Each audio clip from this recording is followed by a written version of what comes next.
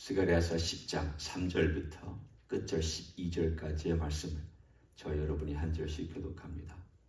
스가랴서 10장 3절의 말씀입니다.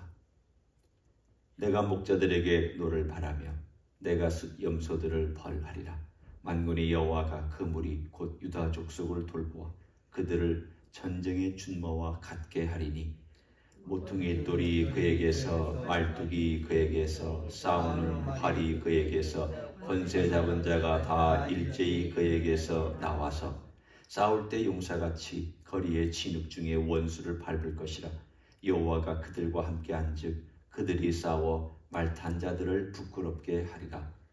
내가 유다 족속을 견고하게 하며 요셉 족속을 구원할지라. 내가 그들을 긍휼히 여김으로 그들이 돌아오게 하리니 그들은 내가 내버린 일이 없었음 같이 되리라. 나는 그들의 하나님 여호와라. 내가 그들에게 들으리라. 에브라임이 용사 같아서 포도주를 마심같이 마음이 즐거울 것이요 그들의 자손을 보고 기뻐하며 여호와로 말미암아 마음에 즐거워하리라. 내가 그들을 향하여 휘바람을 불어 그들을 모을 것은 내가 그들을 구속하였음이라. 그들이 전에 번성하던 것 같이 번성하리라. 내가 그들을 여러 백성들 가운데 흩으려니와 그들이 먼 곳에서 나를 기억하고 그들이 살아서 그들의 자녀들과 함께 돌아올지라. 내가 그들을 애굽 땅에서 돌아오게 하며 그들을 아수르에서부터 모으며 길르앗 땅과 레바논으로 그들을 이끌어 가리니 그들이 거할 곳이 부족하리라. 내가 그들이 고난의 바다를 지나갈 때에 바다 물결을 치리니 나일의 깊은 곳이 다 마르겠고 아수르의 교만이 낮아지겠고 애굽의 규가 없어지리라. 내가 그들로 나 여호와를 의지하여 견고하게 하리니 그들이 내 이름으로 행하리라. 나 여호와의 말이니라. 아멘. 10장 1절은 9장에 연결되는 부분이고 10장 2절과 3절은 하나님께서 두 가지를 심판하시고 또 허탄한 것을 보여주신다 말씀합니다. 첫 번째는 우상이고 두 번째는 악한 지도자들입니다.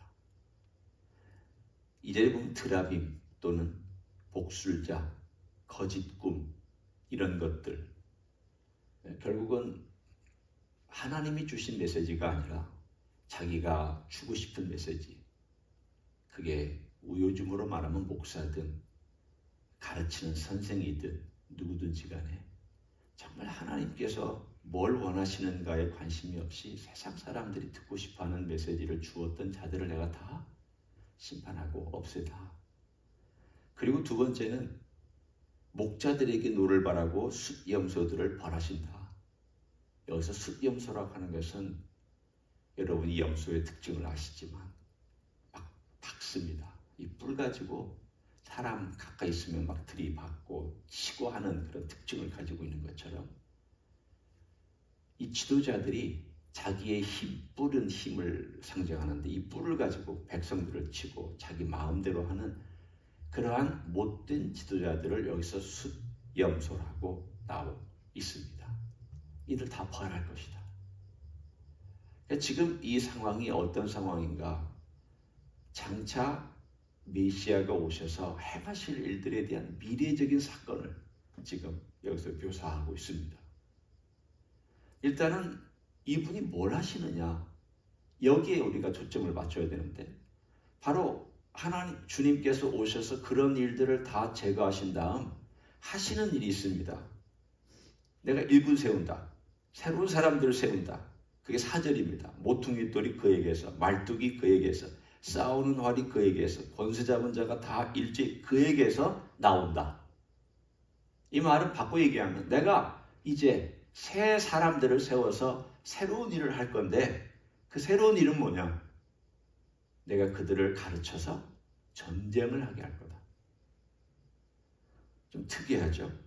그게 5절입니다. 싸울 때 용사같이 거리의 진흙 중에 원수를 밟을 것이라. 그리고 여호와가 그들과 함께한즉 그들이 싸워 말탄 자들을 부끄럽게 하리라. 마치 다윗이 시편에 노래한 것 같습니다. 다윗이 그의 생애 말년에 자기 인생을 쭉 회고하면서 한 시편에 이렇게 고백합니다. 주께서 나를 가르쳐 활을 쏘게 하셨다. 주께서 나를 가르쳐 내 칼을 휘두르는 법을 배우게 하셨다. 주께서 내 발을 건너뛰며 뛰어다니는 그러한 사슴처럼 만들어서 강건하게 하셨다. 주께서 내 허리를 튼튼하게 만들어 주셔서 나로 하여금 싸우게 만들어 주셨다. 다윗은 전쟁의 사람입니다. 오늘 그와 비슷한 표현을 5절에 하고 있습니다. 하나님께서 새로운 사람들을 일으켜서 그 새로운 사람들로 하여금 전쟁하게 할 것이다. 싸우는 법을 가르치고 여호와를 의지하여 용감하게 싸우게 하고 그들로 하여금 온 적들이 둘러싸여 있다 할지라도 두려워하지 아니하며 여호와만을 의지하고 바라보고 싸우는 사람들을 내가 마지막 날에 일으킬 것이다. 이것이 주님께서 행하신 첫 번째 약속입니다. 두 번째는 그들이 싸우는데 그러면 그들이 싸움을 잘해서 이기느냐? 아니 싸움을 잘할 수 있도록 활을 쏘게 하시고 칼을 쓰게 하시고 하는 또 이런 모든 것들을 하나님 가르치신다면서요. 그러면 그들이 잘 싸워서 이기는 것 아닙니까? 제가 다윗과 같은 그 시대의 문제를 가지고 또 질문을 할 수 있습니다. 그러면 다윗이 잘 싸워서 이겼느냐? 여러분 성경을 잘 보십시오. 다윗이 그렇게 고백했지만 그 현장마다 하나님께서 함께 하셨기 때문에 이겼습니다. 우리가 바로 얼마 전에 뽕나무 나무 위로 사람 발걸음이 걷는 소리가 들리거든. 너는 이쪽에서 치라. 올라가야 하리까 가지 말아야 하리까. 하나님 말씀해 주셨습니다. 올라가라. 가지 마라. 하나님이 알려주셨고 하나님이 동행해 주셨습니다.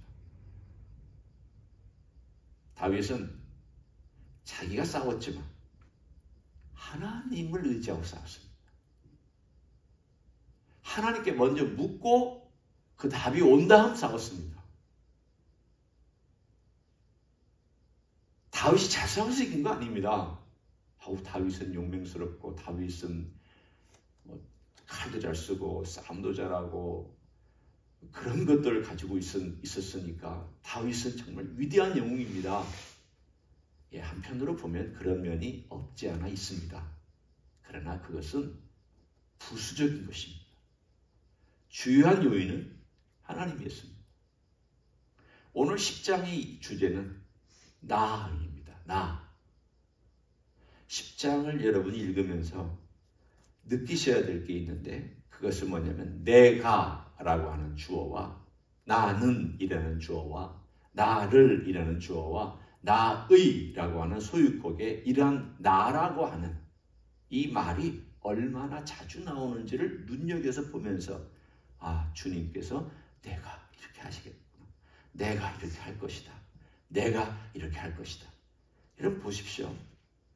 지금 여러분이 쭉 읽은 본문에 다 있지만 8절만 하더라도 내가 그들을 향하여 휘바람을 불어. 목자가 휘바람을 부는 것, 이게 목자들의 보통 하는 일입니다. 목자들이 나름의 이렇게 불기도 하고 입을 오므려 불기도 하고 각자 다 방법이 다르고 목소리가 다릅니다. 우리는 휘바람을 듣는 순간 그 바람이 그 바람이고 그 휘바람이 그 휘바람이고 우리는 구분 못하지만 양은 구분합니다. 양은 정확하게 내 목자가 어떤 휘바람을 불어서 나를 모으는지를 알기 때문에 양들이 그렇게 많이 있어도 자기 목자가 와서 휘바람 부르면 목자의 얼굴 모습이나 모습을 보고 따라가는 게 아닙니다. 양은 시력이 아주 약합니다.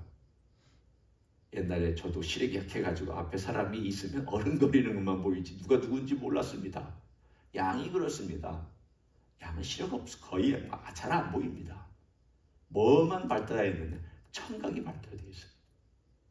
목자의 음성을 정확하게 듣습니다. 오늘 그 목자인 주님께서 오셔서 휘바람을 불면 그 음성을 듣고 다 따라갑니다. 그 이야기를 하고 계십니다. 내가 그들을 향하여 휘바람을 불어 그들을 모을 것이다. 지금 양떼를 모으는 것과 똑같은 이미지를 쓰고 있습니다. 또 내가 그들을 구속하였습니다. 내가 대가를 지불하고 그들을 샀다라는 것입니다. 내 피로 우리가 이 9장에서 봤습니다. 언약의 피라고 하는 내용을 봤습니다. 내가 그들을 샀다. 내 거다. 내 양이다. 내가 데리고 가겠다. 내가 보호하고 내가 먹이고 내가 인도하고 내가 내 땅에 데려가서 내가 번성케 하겠다. 지금 그 이야기를 하고 싶으신 것입니다.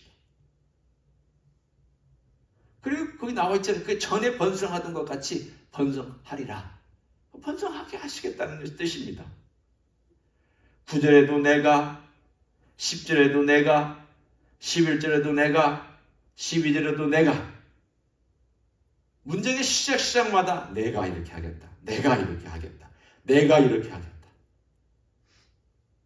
여러분이 뭘 느끼실 수 있습니까? 여호와 하나님, 그리고 여호와 하나님이신 장차 오실 메시아, 그분이 그리스도가 자기 백성을 불러 모아서 원래 약속한 땅에 다시 데려다 놓은 다음 그 땅이 부족할 만큼 번성하게 만들고, 그리고 나서 그것을 시기하고 또 그것을 미워하는 주변에 있는 모든 나라들과 언젠가 전쟁이 벌어지는데, 그 전쟁이 벌어질 때 하나님께서 못된 지도자들을 없애고 깨끗한 지도자들을 세워서 전쟁을 하게 하시되, 그들의 전쟁의 수단과 방법만으로는 이길 수가 없기 때문에 주께서 함께 하시겠다. 내가 그들과 함께해서 그들로 이기게 만들어 주겠다. 이것이 주님께서 이스라엘 민족을 향한 열정과 사랑을 표현한 메시지입니다. 스가랴는 계속 미래의 일을 얘기하고 있습니다. 그렇지만 현재 그 스가랴의 메시지를 듣고 있었던 약 한 518년 혹은 16년 그 어간에, 주전 518년 16년 그 어간에 있었던 모든 이스라엘 사람들은 이 메시지를 들으면서 마음에 울렁거림이 있었을 것입니다. 와, 하나님께서 이렇게 다시 생각하시는구나.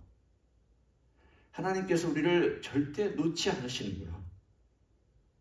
비록 우리가 배반하고 우리 마음대로 살고 우상 섬기고 애굽 바라보고 아수르 바라보고 바벨론 바라보고 이리 갔다 저리 갔다, 힘든 사람 붙었다, 권력 많은 사람 붙었다, 돈 받다, 세상에 있는 것들 받다, 그렇게 우리가 살았는데도 불구하고 비록 우리가 고난의 떡을 먹었지만, 그것 때문에 고난의 강을 건너가야 했지만 하나님께서 우리를 이렇게 끝까지 놓지 아니하시고 하시는구나.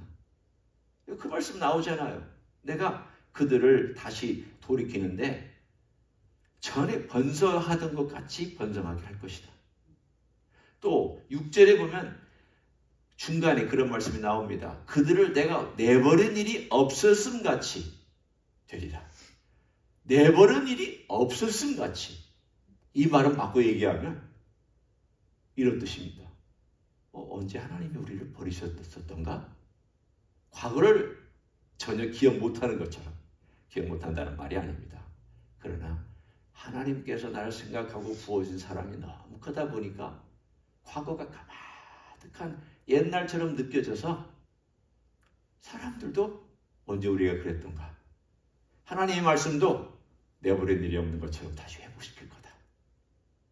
하나님의 그 강한 사랑과 의지가 그 시대에도 위로가 됐고 앞으로 언젠가 이루어질 것을 바라보면서 그들은 소망 가운데 성전을 건축했고, 그리고 성전을 완성했고, 그리고 그 성전에서 예배드렸고, 나중에 느헤미야가 와서 성벽을 건축했고, 물론 그것은 한 80년 정도 지난 다음의 일이지만 느헤미야가 성전을 건축했고, 또 그 전에 에스라가 와서 회개운동을 벌였고, 하나님의 말씀을 가르쳤고, 그래서 그 공동체들이 곳곳에서 회당을 중심으로 하나님 말씀을 배워서 뭘 준비했느냐? 예수님 오심을 준비했잖아요. 예수님은 회당에서 가르쳤습니다. 바울도 회당에서 가르쳤습니다. 회당은 복음을 전파하는 그 당시에 첫 번째 장소였습니다. 어디서부터 생겨났느냐?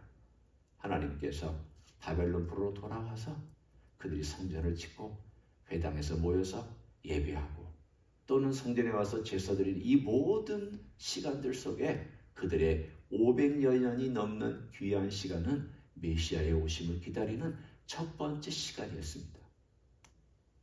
이제 2000년이 흘렀습니다. 다시 망한 다음 2000년이 흘러서 그들이 모아서 다시 그 땅에 와 있습니다. 지금 일어나고 있는 이 전쟁이 앞으로 올 이 전쟁을 얘기하고 있는 것인지 연결되는 것인지 아니면 지금 이 전쟁은 이 전쟁으로 끝나고 또 미래에 다른 전쟁이 있을 것인지 우리는 모릅니다.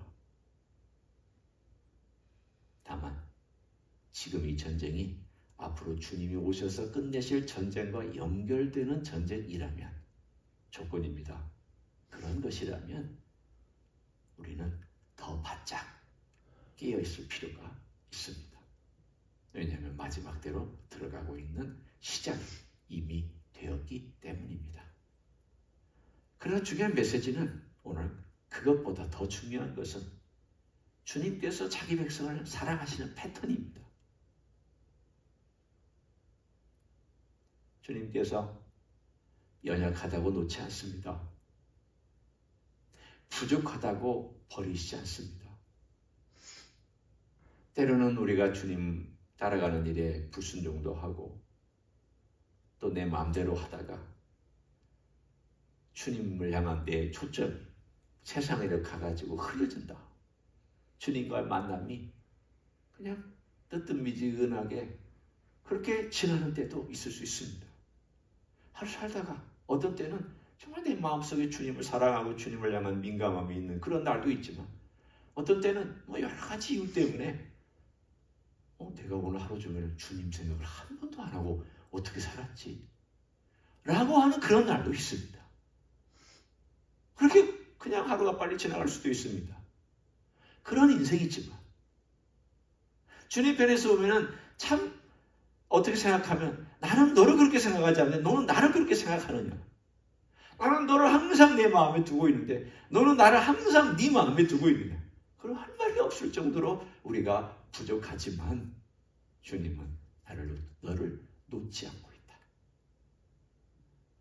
이런 것이 생각이 났습니다.